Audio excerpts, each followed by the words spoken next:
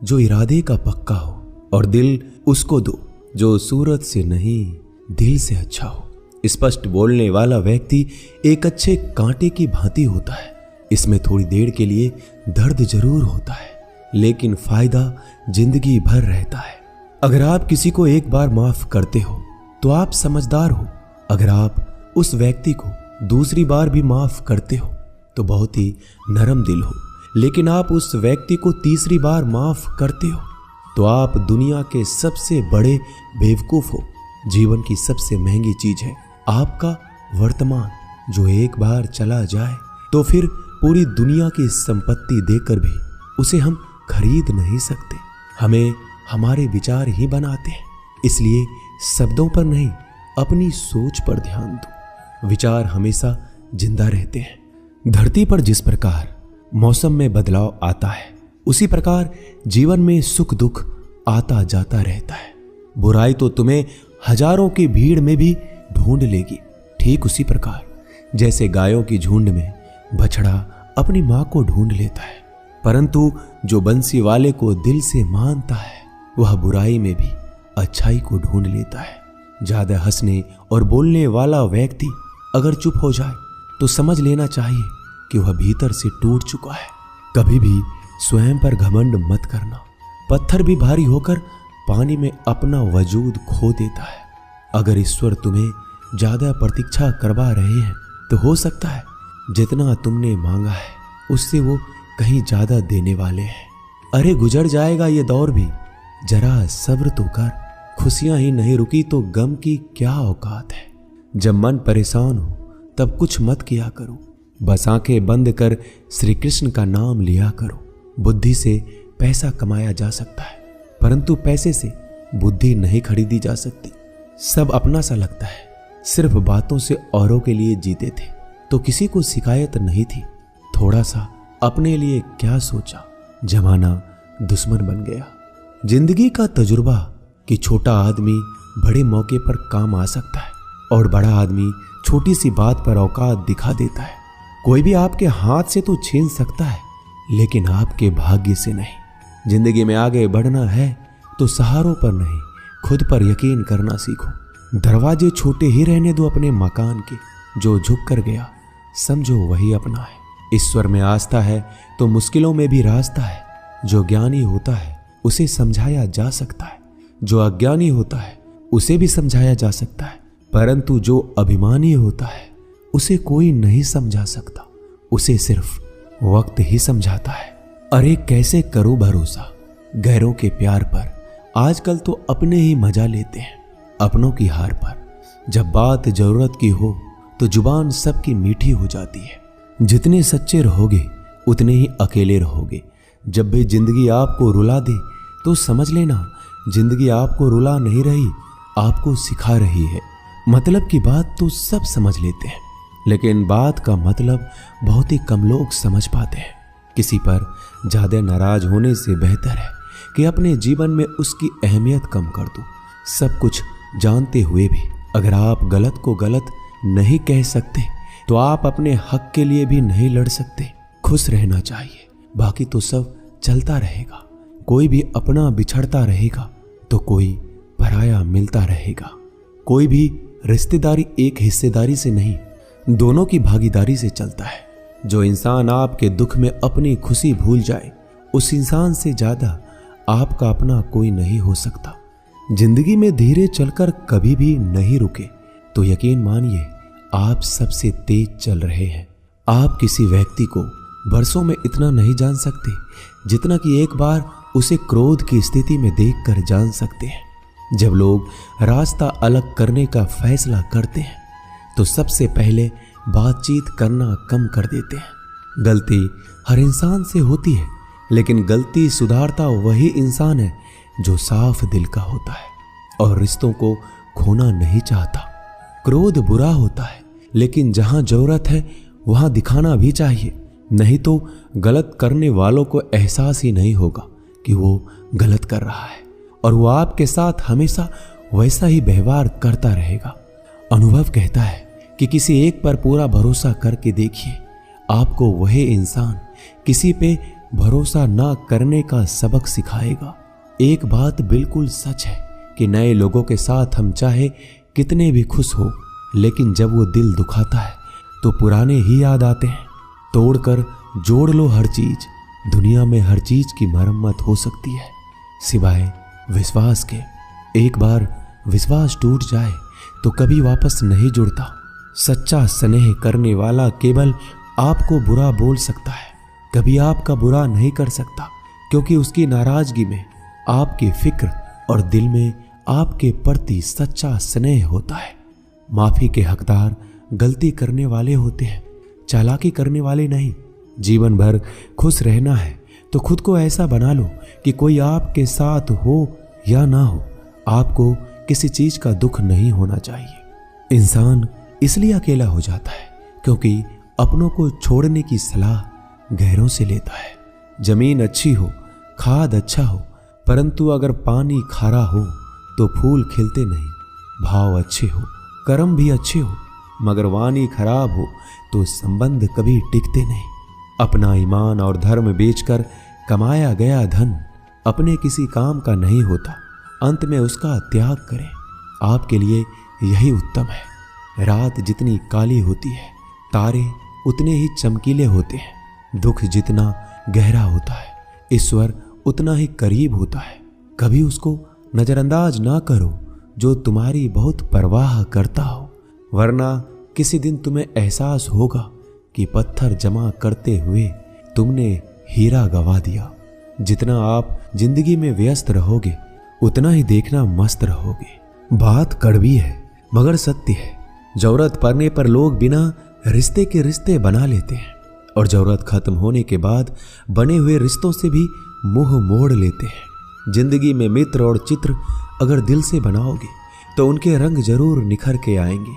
जो समझ ना सके उसके साथ समझौता ना करो, इससे अच्छा अकेले रहो। कम से कम सुकून इस बात का रहेगा कि कोई है ही नहीं तो समझेगा कौन।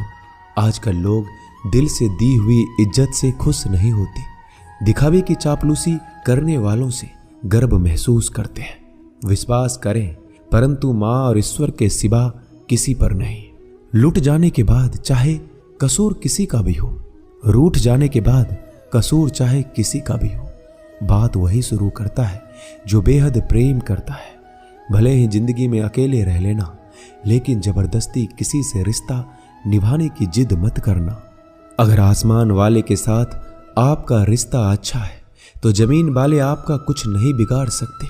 सांपों के दांत में, बिच्छू के डंक में और इंसान के मन में कितना जहर भरा है कोई नहीं बता सकता। इनसे हमेशा सावधान रहें।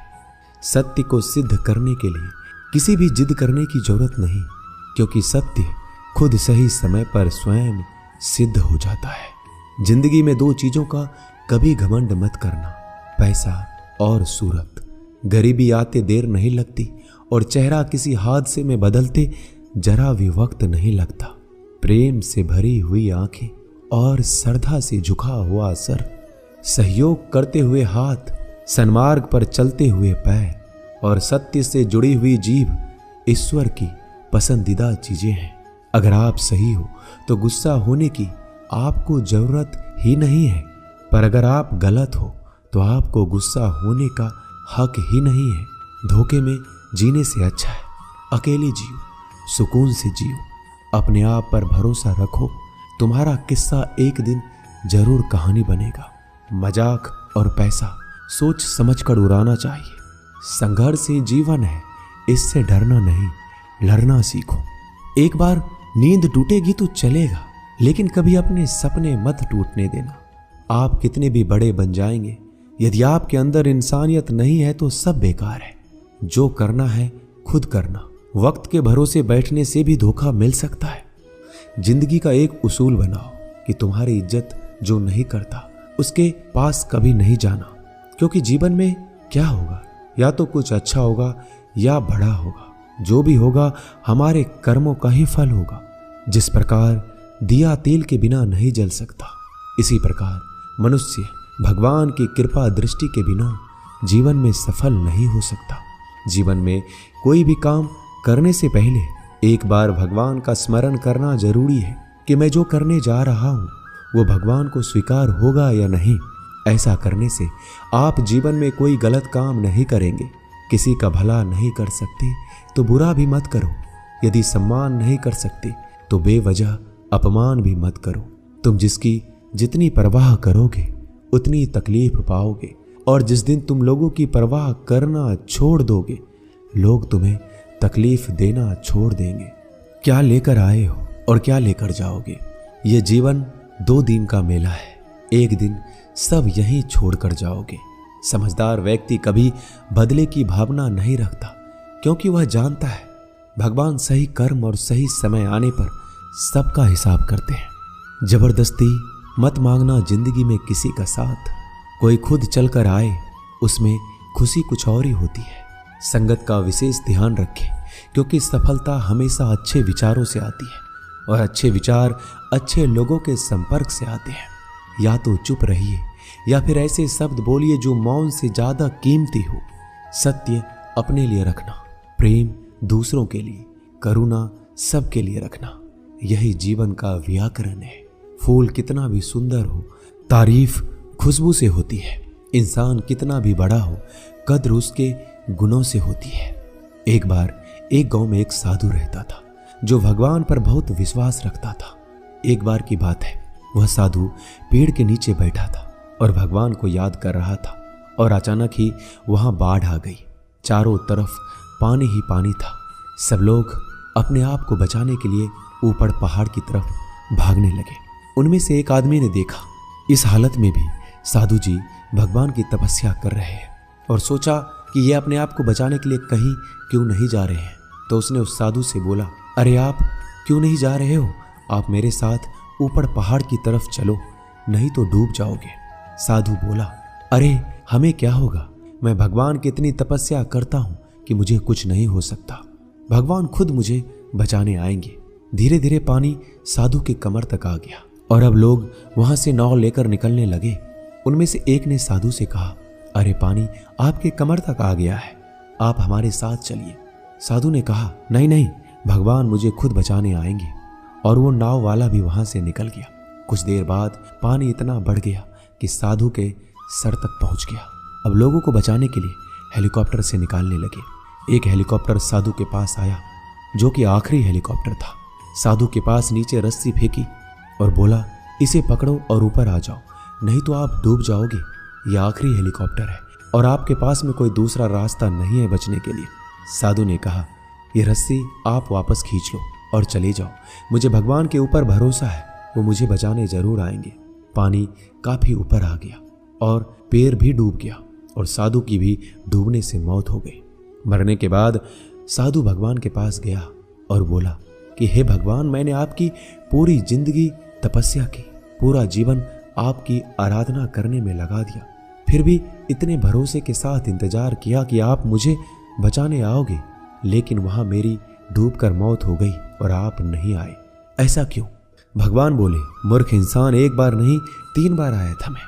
तीनों बार मैं ही तो था। पहला पैदल, दूसरा नाव के द्वारा और तीसरा हेलीकॉप्टर के द्वारा, लेकिन तुमने मेरा एक भी अवसर पहचान नहीं पाया। पता नहीं किसका इंतजार कर रहे थे।